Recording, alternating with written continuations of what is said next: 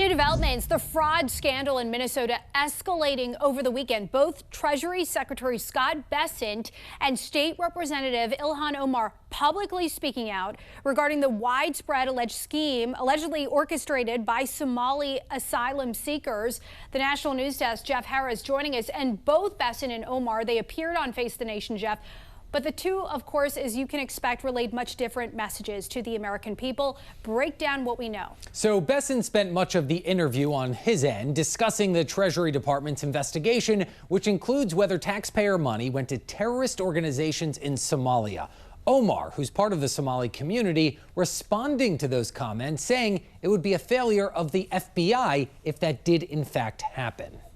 Over the weekend, Treasury Secretary Scott Bessent calling out Minnesota Representative Ilhan Omar for her response about the allegations of widespread fraud from the state's Somali community, the largest in the nation, and potential link to terrorist organizations. Representative Omar tried to downplay it, said, "Oh, it was very, it was very tough to know how this money should be used." Yeah. She was gaslighting the American people. Meanwhile, Omar pushing back, saying any connection between alleged Somali fraud and terrorism would fall on the FBI. If there was a linkage in the money that they had stolen going to terrorism, then that is a failure of the FBI. This fraud investigation dates back to 2022 when the Biden administration filed charges in connection to what they called the largest pandemic fraud in the U.S. Bessent saying he was asked last week to investigate whether Minnesota's tax dollars made its way to terrorist organizations linked to Somalia. That money has gone overseas, and we are tracking that both to the Middle East and to Somalia. Minnesota is currently dealing with multiple fraud scandals totaling over $1 billion in stolen taxpayer funds, including nearly $300 million from the nonprofit Feeding Our Future.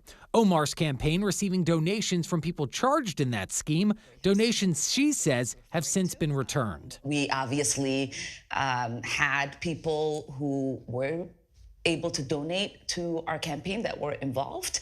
We send that money back. Now, the House Oversight Committee announcing last week it's also opening an investigation into the fraud in Minnesota. Chairman James Comer saying whistleblowers were ignored. That this fraud was taking place and that both the Attorney General and the governor of Minnesota turned a blind eye to it. Meanwhile, Republican Senator John Kennedy also weighing in on the Senate floor last week, calling the fraud case, quote, a clown world on steroids. It makes me want to knee someone in the groin.